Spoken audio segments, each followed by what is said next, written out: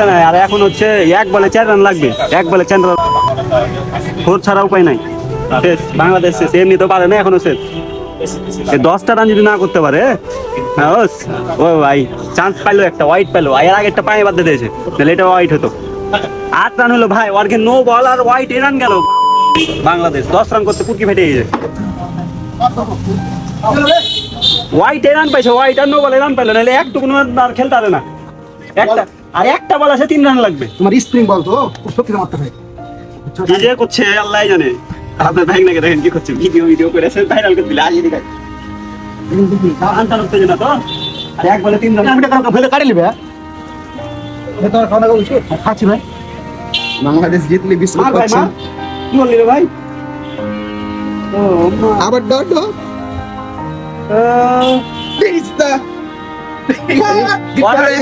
Bangladesh.